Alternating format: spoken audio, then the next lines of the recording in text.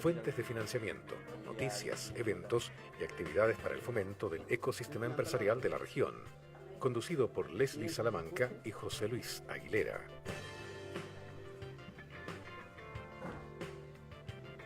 ¿Por qué parte?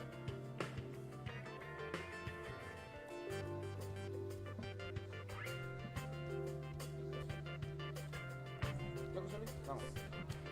Hola amigos, muy buenos días. Leslie, ¿cómo estás? Buenos días, José Luis. Me doy cuenta que nuevamente andamos vestidos iguales. Segundo día consecutivo.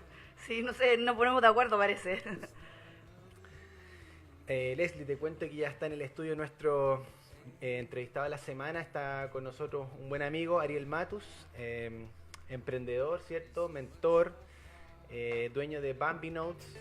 Las tiene todas. Claro, las tiene todas y ha sido muy bueno conocerlo porque siempre tiene algo importante que enseñarnos y hoy vamos a hablar de emprendimiento y ventas, un tema fundamental en cada negocio. Así que Ariel, bienvenido, gracias por estar con nosotros esta mañana. No, muchas gracias José y Leslie, también un placer volver a estar con ustedes. Nos hemos topado en varias instancias, así que... Pero costaba poder contar contigo en la radio, porque tu agenda es muy ocupada.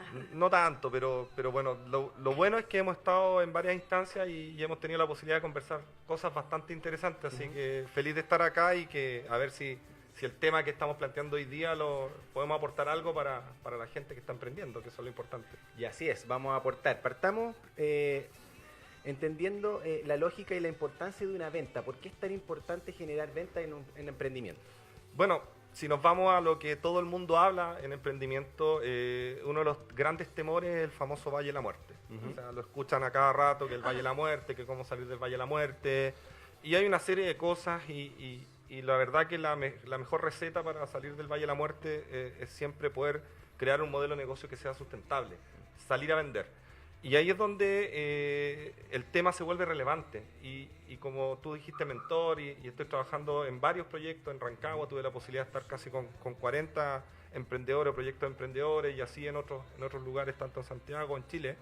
El tema de venta es algo que no se le está dando el empuje necesario o el foco necesario. Y que lamentablemente veo que hay mucha gente que le cuesta salir a vender. Incluso a mí me costó mucho salir a vender cuando partí como emprendimiento. Entonces, cuando empezamos a entender la importancia de las ventas en el emprendimiento y se cruza el Valle de la Muerte, finalmente el oxígeno es algo que se vuelve muy valioso. Y pareciera ser tan obvio que lo lógico de un emprendimiento es que te preocupes de ir a vender, pero ¿por qué pasa que el emprendedor se descuida de eso? Que al final termina haciendo todo, menos vender. Menos vender. Mira, el proceso de emprender es un proceso que tiene etapas lógicas y por eso están estos cursos que hicimos acá en conjunto con Incubo C y con el apoyo de distintas instancias, Corfo, OH Cowork, etc. Hay dos fases principales. Lo primero es pasar desde la idea a un plan y un posible potencial, por decirlo, una propuesta de valor que sea posible de validar. En esa etapa yo creo que el nivel de la gente en Chile y lo que veo en los cursos es bastante bueno. O sea, somos capaces de ver una problemática, de comprender cómo esa problemática afecta a las personas, de crear ideas y poder empezar a maquilar, a producir esas ideas de manera de poder llevarlas a un proyecto emprendedor. Pero cuando ya vamos en esa etapa, y como dice Leslie, el proyecto cambia completamente. Porque ya se hizo el trabajo de entender la problemática y poder tener un mínimo producto viable o algo que permita ir validando que esa problemática realmente necesita ser resuelta. Y ahí es donde el foco del emprendedor tiene que cambiar drásticamente y donde creo que nos quedamos pegados en la primera etapa. Es como que aprendí a hacer algo de una manera, claro, pero esa manera está bien para la primera parte. Es excelente el proceso, modelo de negocio, Canva, incluso el pitch, que lo trabajamos mucho, que es cómo contar esta propuesta de valor para empezar el proceso de validación. Pero después, pasando esa línea donde ya tengo algo para presentar al mercado, tengo que salir a hacer un esfuerzo donde el 80% es comercial. Es realmente estar afuera del laboratorio, como dicen en muchas Salir partes. a la calle, ¿no? Salir a la calle, visitar más clientes, ir validando que esta propuesta, que es un prototipo, quizás en etapa temprana, comercial, o ya un producto terminado, la gente qué opina y qué opina de... Porque eso puede ir cambiando. Porque eso puede ir cambiando. O sea, un emprendimiento, toda esta primera fase de estar creando esta propuesta de valor, no necesariamente te asegura que el producto está listo. Y de hecho el producto puede seguir modificándose durante muchos años. Y no solo el producto, sino que la forma de venderlo, la forma de comunicarlo. Y para eso, la única forma de ir creciendo rápidamente es estar cercano a lo que son mis futuros usuarios. Y se olvida esa parte. Entonces, pensamos que si no nos está yendo bien, es porque tenemos que volver al laboratorio. Muchas veces pasa eso, pero antes de llegar a volver al laboratorio, donde se supone que uno ya tiene un problema de fondo en lo que es el producto, el modelo de negocio, antes de eso hay que salir a hablar con gente. Y hay que empezar a validar. ¿Te gusta, no te gusta? Pruébalo. Dime si lo probaste. ¿Estarías dispuesto a pagar por ello? Pero hacer un esfuerzo 80% hacia afuera y el 20% para ir corrigiendo en el camino. Espérate, disculpa, que al principio habló del Valle de la Muerte, quizás sería bueno que lo explicaran los auditores y por qué también el emprendedor llega a ese lugar. ¿Será también por lo mismo que uno no sale a vender? Todas las empresas pasan por un proceso similar. O sea, en el mundo del emprendimiento se le llama el Valle de la Muerte, pero incluso las grandes empresas, cuando lanzan nuevos productos o servicios, también hay un periodo donde hay una inversión en fabricación, en desarrollo, en lanzar este producto de manera que la gente lo empieza a comprar y de ahí ya con las ventas y con el crecimiento en ventas poder tener un negocio rentable. Por lo tanto, no es solo del emprendimiento, es todo negocio, incluso las grandes empresas. Por lo tanto, el Valle de la Muerte existe. Ahora, ¿por qué pasa? Porque pasamos esa primera etapa, que es donde ya tengo de una idea, pasé a algo que creo que puede ser un negocio, pero de ahí tengo que salir a buscar estos futuros clientes, estos innovadores que quieren probar mi propuesta, que quieren dejar de hacer lo que hoy día están acostumbrados y moverse hacia un nuevo producto o servicio que debe ser mejor que lo que hay disponible en el mercado. Y eso me va a permitir ir construyendo de a poco un volumen de facturación que permita generar un flujo de caja positivo. Quizás suena muy técnico, facturación, flujo de caja negativo, pero finalmente, si uno es emprendedor, finalmente lo que quiere es vivir bien y vivir de ese emprendimiento. Pero en la primera etapa, obviamente, hay una carga de gastos, que son el desarrollo, incluso los mismos sueldos de los primeros empleados, de los mismos socios fundadores, que es para poder subsistir. Pero las ventas no necesariamente cubren esos costos. Entonces, en ese periodo es donde parte la bajada del Valle de la Muerte, que es cuando mis gastos son más que, en el fondo, mi ingreso o mi rentabilidad. Porque no solo es facturación, recuerda que es finalmente la rentabilidad la que va a ayudar a pagar los costos. Y en ese sentido, cuando se empieza a revertir el Valle de la Muerte, es cuando ya mis ingresos empiezan a cubrir y a recuperar esa pérdida, para finalmente llegar a un punto de equilibrio, que es donde ya tengo una situación financiera sana. Y situación financiera sana significa que la empresa está en posición de crear utilidades que permitan reinvertirlas en el mismo crecimiento o, en algunos casos, sacarlas como dividendos, como retiro, dependiendo de la estructura legal. Entonces, esa parte es como la que yo siento que en la segunda etapa fallamos, y insisto, y no es un tema que sea solo del emprendimiento, yo lo puedo generalizar con muchas cosas. Cuando yo era corporativo y tuve la posibilidad de estudiar mi MBA en la Universidad Católica, del cual estoy muy agradecido, lo bien que lo pasé, todo lo que era el proceso de planificación estratégica, el comentario, y no solo nuestro, sino de los profesores, grandes profesores, es que planificar estratégicamente una compañía es un proceso que se puede hacer, pero la diferencia está en ejecutar. Claro. Y siempre el problema es ejecutar. Entonces, en el emprendimiento pasa lo mismo. Tenemos una etapa donde planificamos nuestro emprendimiento y cuando hay que ejecutar, que es la fase comercial, nos quedamos estáticos, paralizados, perdemos el foco y volvemos a la fase 1, cuando en realidad tenemos que acelerar la fase 2. Sí. Ariel, acá, ¿qué pasa con el cliente? Ellos son nuestra razón de ser. Se dice que el cliente es el que tiene la razón, pero nosotros como empresarios, emprendedores, ¿qué es lo que tenemos que conocer de él? Muchos emprendedores veo en estos talleres que se dedican a estudiar, por ejemplo, el sexo, la edad, situación geográfica, pero no es lo que buscamos identificar en un cliente, sino que son sus conductas. Exacto. Profundicemos en el cliente, quien es el que paga, ¿cierto?, por los productos o servicios que nosotros ponemos a disposición de ellos. Sí, ahí hay dos temas. Uno que fue el último que dijiste, que es ver el tomador de decisión. Pero antes de llegar a eso, lo importante es comprender otra cosa que queda fuera muchas veces de los procesos donde se entrena el emprendedor. Hay mucho método, hay libros, hay información muy valiosa. Pero hay una parte que se olvida, que es un poco la sal y la pimienta que traté de pasarle a usted en el curso donde tú fuiste parte, que las decisiones finalmente de todos los seres humanos, de la conducta de nosotros como consumidores, clientes, finalmente es emocional. O sea, hay una evaluación racional, precio, cantidad, que uno hace como complemento, pero finalmente, si yo soy un cliente o un potencial cliente de un emprendimiento como el tuyo, José Luis, yo hoy día estoy acostumbrado, por ejemplo, y no a difusión de innovación, emprendimiento, etcétera. Pero quizás yo estoy acostumbrado a hacer difusión de mi emprendimiento de otra manera. Y me ha ido medianamente bien, me siento cómodo. Y ahí es cuando caemos en la zona de confort. O sea, estoy haciendo algo, me funciona, quizás no es lo mejor, pero fue lo que encontré, o lo empecé a hacer en una etapa muy temprana donde no tenía muchas lucas, donde no tenía dinero, y ahora que tengo un poquito más, no, prefiero quedarme ahí. Y eso nos pasa a todos como seres humanos. Entonces, el emprendedor lo que tiene justamente que hacer es romper esa zona de confort, y para eso tiene que ofrecer algo que sea atractivo. Y el atractivo no necesariamente es un tema monetario. Entonces, para poder entender esto, como dices tú, de la conducta del consumidor, hay dos conceptos principales: hay que separar lo racional de lo emocional. Y cuando hablamos de lo racional, quizás las variables estadísticas, no sé, población, comuna, nivel socioeconómico, que son variables demográficas, sirven mucho para ir estratificando en esa línea. Pero no es lo principal. Pero no es lo principal. Lo principal es estratificar bajo el tema de conducta, donde tengo que buscar segmentos de mercado que tienen una conducta similar. Para hacerlo rápido y entender un ejemplo, que lo ocupo siempre en clase, o sea, cuando uno tiene sed, generalmente la respuesta de la gente es tomamos agua.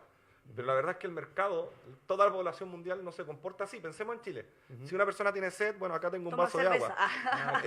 Estamos muy temprano, pero hay gente que me ha dado esa respuesta en clase. Claro. Pero hay gente que puede tomar cerveza, que puede tomar refresco, bebida gaseosa, aguas, minerales, saborizadas. Entonces, hay una serie de distintos productos en el mercado. ¿Por qué? Porque hay distintas conductas de personas. Por ejemplo, ahora está empezando... Cuando hablamos de vida sana, no es solo un tema racional, es un tema conductual de la gente. Hoy día hay gente que quiere tener una vida más sana y que se preocupa de tener alimentos, incluso el agua, en cierto formato que le permita cumplir con esa expectativa. Sí. Y eso es conductual.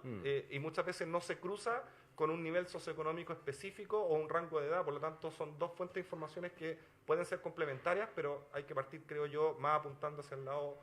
Cuando uno quiere crear nuevas conductas, el precio no es el que gatilla. O sea, ya estamos hablando cuando los mercados son maduros, donde no hay capacidad mucha de innovación. Quizás en ese sentido uno no es capaz de diferenciarse, el precio pasa a ser una variable. Claro. Ahora, si nos vamos al otro lado, un emprendedor lo que busca es crear valor. Y a través del valor recibir una compensación económica. ¿Por qué? Porque yo te estoy creando un bienestar sobre el cual tú vas a estar mucho mejor, y ese bienestar en el fondo me da, digo comillas, derecho, pero me da derecho a finalmente cobrarte un precio que puede ser distinto a lo que hoy día está disponible en el mercado. Pero finalmente tu nivel de satisfacción, felicidad, rentabilidad, incluso económica, va a estar mucho mejor si es que decides trabajar conmigo. Y eso es lo que genera que propuestas de valor terminen con precios que son diferentes, porque hay un grado de diferenciación, y no caer en un precio que signifique ser un commodity o competir por descuento. Yo siempre digo, y el camino cuando uno se enfrenta a negociaciones comerciales, cuando hay interés, o sea, cuando uno parte haciendo un relato de promesa de valor y muestra que a tu potencial cliente que hay una oportunidad, la conversación fluye rápidamente. ¿En qué sentido? De que el cliente, ante frente oferta de valor, te va a hacer preguntas para validar si está real o no.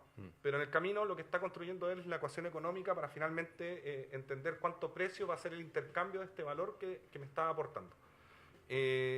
Cuando pasa esa conversación, cuando hay interés en la promesa de valor, cuando se empieza a profundizar y realmente ambas partes dicen, ¿sabes qué me interesa? ¿Cuánto vale? En ese minuto creo que ya la venta está casi completamente hecha, porque después viene ya un proceso de negociación por posiciones. Mira, no vale 10, mira, la verdad es que no es muy caro, no, lo encuentro un poco caro. Pero ya en ese minuto cuando dice lo encuentro poco caro, lo que te está diciendo es sí, pero dame un descuento. Entonces ya los procesos de venta tienden a ser mucho más fluidos cuando soy capaz de entender la promesa de valor en esta etapa 1, y cuando también después soy capaz en la etapa 2 de salir a validarla y que ésta se vaya puliendo, mejorando, incluso modificando, pivoteando hacia otras cosas que generen esta relación de mi cliente ve un valor y está dispuesto a probar y pagar un valor por eso. Oye, Ariel, en la empresa gigante, digamos que hay gente que contrata para ir justamente a vender. En el caso del emprendimiento, ¿es aconsejable que tú contrates personas que te ayuden a vender tu negocio, o es bueno que lo venda siempre el que creó la idea? Es un tema recurrente la pregunta que tú me estás haciendo, no solo desde el punto de vista del interés, sino que del punto de vista conductual. Me toca ver muchos equipos de emprendedores que lamentablemente dicen, no, yo soy el informático. Entonces no es mi misión salir a vender. O el contrario, el que creó la idea dice, no, solo yo, nadie más que yo puede vender esto porque esto es mío, no sé, una cosa así. Y le prohíbe un poco, le bloquea al resto del equipo hacer esas cosas. Creo que esos dos extremos son negativos en el proceso de desarrollo. Un equipo emprendedor donde puedan ser más que uno solo, sino 2, 3, 4, y que incluso estén relacionados como fundadores, o sea, que haya una Ya, participación pero ese, societaria de está cada hablando uno. de un equipo de que los 5, por ejemplo, son el equipo fundador. Pero Exacto. ¿qué pasa en un equipo de emprendedores que uno nomás es el que creó la idea, No, los otros sí, son trabajadores, entre Sí, comillas? o sea, ¿Da por lo eso, mismo? 1, 2, 3 o 4, Ya. el 80% de mi tiempo en la fase 2, que es cuando ya tengo una idea funcional, es salir a validar mercado. O sea, no puede ser que ese uno diga, no, es que yo ya creé la idea y otro me lo haga. Puede ser más adelante, pero para eso primero uno tiene que vivir en carne propia lo que significa el proceso comercial, porque si yo creo una idea y te digo, Leslie, ¿sabes que tengo esta idea súper buena y necesito que tú la salgas a vender? Y tú me vas a preguntar, ya, ¿cómo la vendo? Mira, a mí se me ocurre que, según el laboratorio, esta es la idea, pero en la práctica hay una brecha entre laboratorio y realidad. Y finalmente, ¿qué va a pasar? Que yo te voy a contratar a ti con una expectativa, con un sueldo base más comisiones, que es algo que normalmente se maneja en venta, donde digo, mira, tranquila, si tú vas a cerrar 10 acuerdos al mes, por lo tanto te vas a ganar X cantidad de dinero entre tu base más comisiones. Pero después cuando Leslie salga al mercado, como yo no te entregué las herramientas por no haber participado en un proceso real, Leslie va a salir y no va a cerrar ventas. Y me va a empezar a decir, ¿sabes qué? No está resultando. Es decir, ¿cómo no va a resultar si en mi laboratorio tengo la idea perfecta? No, Porque no la probaste. no la probaste. Pero en el caso que sí la probaste y que tú como emprendedor ya llevas el ejercicio de vender, pero ya te tienes que preocupar quizás de otras Sí. cosas del negocio, porque eso pasa, el negocio va creciendo, tú tienes otro Sí. tipo de preocupaciones y va entrando gente nueva a tu equipo. ¿Tú puedes otorgarle esa responsabilidad de salir a vender? Sí, es que ahí son los, como digo, los grandes problemas del crecimiento. Cuando ya un equipo emprendedor logra empezar a ver que va a salir del Valle de la Muerte, porque es súper importante, o sea, no es que salí del Valle de la Muerte y hip hip hurra, celebramos, no, o sea, al contrario, si estoy saliendo, si yo estoy empezando a generar clientes, tengo una facturación y estoy empezando a saber que cubro mis costos, yo siempre digo, no se pongan alegres porque pasan de números rojos a números azules. Al contrario, empiecen a pensar cómo van a volver a números rojos. ¿Por qué? Porque si encontraron la forma de crecer para llegar a break-even, que se llama que en el fondo ya estoy recuperando el gasto mensual, eso quiere decir que encontré una forma de vender. Y ahí quizás la capacidad del dueño o de los dueños no alcanza para seguir creciendo y hacer explotar este tema. Y ahí es donde surge la posibilidad de contratar gente. Por lo tanto, cuando yo contrato gente siendo emprendedor, donde ya pasé por el proceso y logré encontrar la forma de vender, es responsabilidad del equipo entrenar a esas personas, acompañarlas, para que de alguna manera se impregnen de esa esencia y de ese proceso. Eso es lo difícil, Y porque eso- nadie eso te complejo. enseñó, no es una cosa que tú digas, ah, ok, yo salgo a vender y tengo esta metodología de venta. Uno no se hace una metodología casi innato, porque el negocio es tuyo, te apasiona, te gusta y eso quizás lo visualiza, lo identifica el cliente y te acepta el trabajo porque tú también se lo vendiste de esa manera. ¿Cómo le transmites eso a una persona X que quizás no tiene la misma pasión y que quizás ni siquiera ve el negocio Sí. de la forma que lo ve uno que lo creó? Exacto, y tampoco hay que confundirse con otro tema que lo quiero tocar brevemente, pero a veces uno busca ejecutivos comerciales que tienen ya experiencia. Entonces quizás esa persona llega y dice, ya perfecto, cerramos un convenio, salgo a vender. El tema es que durante los primeros meses lo más probable es que él tenga resultados positivos porque está abusando del descreme de su red de contacto. Sí. Entonces esa persona dice, oye, ya, pero pruébalo. Entonces él está utilizando, y es positivo que utilice su red de contacto para decir, oye, pruébalo. ¿Sí? Pero ¿cómo funciona? No, sí va a funcionar bien. Pero eso tiene un límite. Y si esa persona acaba ese descreme de la gente que puede confiar en él porque ya lo conocen, después ya el proceso se vuelve a caer. Entonces es súper importante no solo en el minuto de contratar, sino que mantener en el largo plazo que ese equipo comercial vaya refrescando esto. Y yo creo que hay una gran diferencia entre vender un producto a vender un servicio. O sea, ahí además yo creo que tiene que tener más la capacidad de entender bien el negocio. Sí, es que en ese sentido... Porque el producto no te gusta, puedes seguir comprándolo, da pero- lo mismo el vendedor, pero pero un subamos- servicio es distinto. Mira, subamos un poquito la conversación. Uno lo que sale a vender son promesas de valor. El producto o servicio es la forma en que yo entrego esa propuesta de valor y que Sí. me genera una transacción económica. Entonces, yo creo que, fíjate que tú me hiciste una pregunta y yo te estoy diciendo, atención, hay que subir un poquito la apuesta. Porque uno sale a vender promesas de valor que se generan con confianza, con beneficios, Ya, y sí. de ahí te digo que el producto o servicio es el que te lo entrega, y sobre eso te voy a cobrar un precio bajo un modelo de negocio de pago una vez o en el largo Sí. plazo, etcétera. Entonces, un poco esa pregunta que tú me hiciste, quiero llevarla a otro aspecto, porque empezamos a hablar de emprendimiento y venta, pero te dije que esto lo quería extender un poco. Este problema que estamos hablando de los emprendedores, aunque no lo creas, es un problema que sufren todas las empresas. Sí. O sea, en el camino que yo he estado ahora trabajando también como mentor, profesor, docente en emprendimiento, he trabajado con empresas donde las empresas tienen el problema que ya son grandes, ya facturan incluso hasta más de $1 millón. O sea, son empresas que uno desearía estar en ese nivel como emprendedor. Y el tema es el dolor de cabeza de no crecer. Y cuando uno va y entiende por qué no crecen, generalmente el diagnóstico es que cada ejecutivo comercial de los que ya tienen contratado está vendiendo lo que cree que tiene que vender y no lo que es la real promesa de valor de la compañía. Por lo tanto, ya lo que se transforma es un equipo que toma pedidos de la cartera actual de clientes, pero que no está creando nuevos clientes. ¿Por qué? Porque se agotó la forma de vender. Entonces, estos mismos procesos, y ahí quería hacer un puente un poquito rápido, considerando que ya estamos en el tiempo, de que todas estas técnicas de emprendimiento que he tenido la posibilidad de conocer, y habiendo sido ejecutivo durante muchos años de empresas multinacionales con más de 1.000 y 2.000 trabajadores incluso, me lleva a ver que hay una tremenda oportunidad que hoy día tengo la suerte de estar validando con empresas que nos ha ido bastante bien, que es posible traer estas técnicas de emprendimiento que son rápidas, ágiles, dinámicas, simples, de manera de poder obtener resultados en grandes empresas, y hemos tenido buenos resultados consultoreando empresas que necesitan refrescar sus equipos comerciales y aplicando técnicas de emprendimiento de manera adecuada. Hemos logrado resultados súper positivos. Y eso conecta, o sea, primero, todo esto que hablamos de emprendimiento y venta se lleva al mundo de la empresa grande, y además la empresa grande que quiere vender y que además tiene una situación financiera potencialmente sana, está pensando en hacer iniciativas de innovación.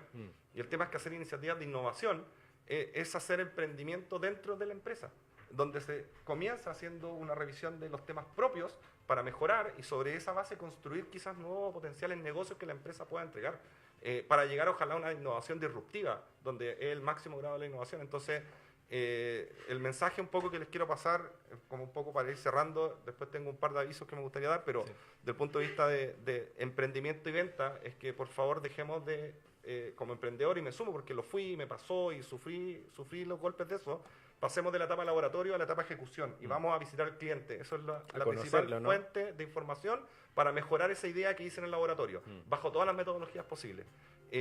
Segundo, este mismo problema no solo lo tienen los emprendedores, sino que lo tienen las grandes empresas. Y me he dado cuenta que con mi experiencia corporativa y de emprendedor he logrado ver cómo esas técnicas se pueden aplicar bien en las empresas.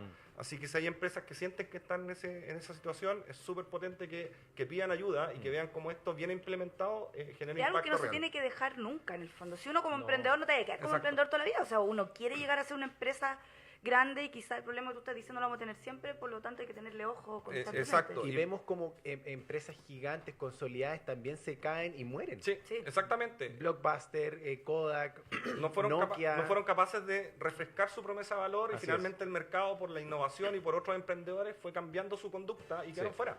Y por último, toda empresa que hoy día sienta que quiere hacer innovación y que lo está empezando a hacer, felicitaciones. Pero también hay que entender que la innovación significa que en el ADN de la empresa, a todo nivel, nos vamos a transformar en intraemprendedores. O sea, primero tratando de mejorar lo que hoy día estamos haciendo y hacemos bien, y segundo, identificando posibilidades, gracias a ese valor que creamos, de mejorar nuestros procesos para poder quizás crear otras unidades de negocio que puedan llegar a una innovación disruptiva. Y en ese sentido, estoy súper contento de ir participando como en toda esta cadena, con emprendedores, con empresas y con empresas que quieren hacer innovación. Así que por ese lado feliz. Sí. Ariel, cuéntanos los avisos que tienes, porque ya se nos acaba el tiempo. Estamos en la hora. No, como les dije, bueno, y ustedes saben, yo soy emprendedor y tú dijiste Bambinotes, que es una solución que reúne a la familia en torno al proceso educativo de nuestros hijos, pero en la etapa preescolar. Como todo emprendedor, uno empieza a pivotear, empieza a escuchar a sus clientes, y los papás, cuando pasaban de jardín infantil a colegio, nos empezaron a preguntar si teníamos una solución para colegio, y después de crear algo, validarlo con clientes reales y firmar contratos, que es un poquito el proceso que estoy contando, que debería hacer cualquier emprendedor. Ya tenemos un producto nuevo que se llama libretaeducativa.com, y que lo que hace es reunir a la familia en torno a integrarla al proyecto educativo. ¿Por qué? Porque hoy día los profesores necesitan a los padres desde primero básico hasta cuarto medio, pero los papás no reciben la información porque viajan en libretas de papel, circulares, que al final nunca leen. Entonces nosotros logramos transferir esa experiencia de Bambino hacia una plataforma súper fácil de usar, con un solo clic se pueden conectar con las familias, los profesores ahorran tiempo, la familia se integra. Estamos en la etapa donde ya empezamos a vender, pero además de eso quiero agradecer a la Municipalidad de Rancagua, porque como les comenté, lanzó el desafío de Smart Rancagua, donde puso 4 temáticas a través de la Corporación de Innovación y Desarrollo, puso 4 temáticas e invitó a emprendedores, y postularon muchas empresas, para poder, ojalá, ayudar a resolver esas temáticas. Y una de las temáticas era la comunicación familia-colegio. Y quedamos muy contentos de ser uno de las empresas que fue seleccionada para poder llegar a firmar. Tuvimos aquí a la corporación, representante de la corporación. Bueno, o sea, agradecer a Cristian, que es el líder de la corporación, también a Natalia, que es la persona que principalmente nos contacta siempre a nosotros, y quedamos muy contentos de poder ser seleccionados. Ahora estamos en la etapa de ver los detalles del convenio, porque obviamente hay compromisos y obligaciones, ellos esperan resolver un tema y nosotros queremos ofrecer lo mejor para que ese tema se resuelva no solo para la corporación, sino que en beneficio de todas las familias que pertenecen a la comunidad educacional de Rancagua. Así que estamos en esa etapa donde estamos afinando los detalles para que ojalá pronto podamos empezar a ejecutar y Libreta Educativa sea una realidad en Rancagua gracias a esta innovadora forma de cómo llevar o acercar el mundo público al emprendimiento. Sí, a través de la innovación abierta, ¿cierto? Exacto. Donde otros vienen a resolver tus problemas. Exacto, y donde en el fondo ellos dan el apoyo, abren las puertas, que muchas veces para los emprendedores es difícil abrirlas en los municipios, y por lo tanto ellos nos están dando todo ese apoyo para poder presentar nuestra propuesta. Después depende de nosotros de que sea validada, que realmente les guste, y bueno, ojalá que eso termine en una relación de largo plazo, como digo, más que por el beneficio de nuestra empresa y de la comuna, es por el beneficio de las familias en el sistema educacional de la comuna de Rancagua, que ellos son los que necesitan que nuestros alumnos tengan un mejor futuro. Así que feliz de eso y quería agradecer eso como el aviso de utilidad pública que Perfecto. Muchas gracias, Ariel. Pucha, se nos acabó el tiempo, tenemos que ir a la pausa comercial. Muchas gracias por haber venido. Vamos a tener que buscarlo otra vez. Vamos a tener que ver otra fecha, así que feliz. Cuando sí, acá se nota una propuesta de valor más que se más nota cuando condensada. la persona también lo ha vivido, Sí. que es distinto al experto que solo en la teoría, a otro que lo ha Claro, vivido en toca carne entrevistar a propia. muchos profesores Sí. ahí de universidades sin desmerecer Sí, obviamente o sus el trabajo capacidades, académico, pero claro. se nota desde la emoción y desde la impronta con la que comunica que lo ha vivido. Fíjate, y solo para cerrar ese punto, hay empresas que se dedican al rubro de educación, y conocidas, que hemos tenido la suerte de empezar algunas conversaciones, quizás después más adelante cuando se concrete les puedo contar en detalle, pero justamente quieren cambiar eso. O sea, hay académicos muy reconocidos, pero cuando entran al aula se ponen by the book, de libro, pero hay que moverse un poco más a la acción. Hoy día los alumnos no te escuchan 1 hora y media una clase, con suerte te pescan 10 minutos. Entonces hay muchas cosas que hay que adecuarse para que los futuros profesionales en el fondo reciban esa información mucho más basada en la práctica y también en la forma de entregarla, porque o sea, nosotros hablamos media hora, lo pasamos bien, pero lo más probable es que una persona mucho menor que yo, quizás ya a los 10 minutos no le interesó el tema y se desconectó. Que nosotros. Que digo, no, yo Que ustedes, me subo perdón, solo. que Así ustedes. que, bueno, pero eso pueden ser temas para otra invitación y gracias. Costó, pero logramos venir la segunda Muy vez. entretenido, Ariel. Muchas Nos gracias. vemos pronto. Gracias, Sí. Leli. Muchas gracias, Ariel. José. Nos Bueno, vemos. y con la entrevista de Ariel Matus vamos a la primera pausa comercial y ya volvemos con Innova Higgins.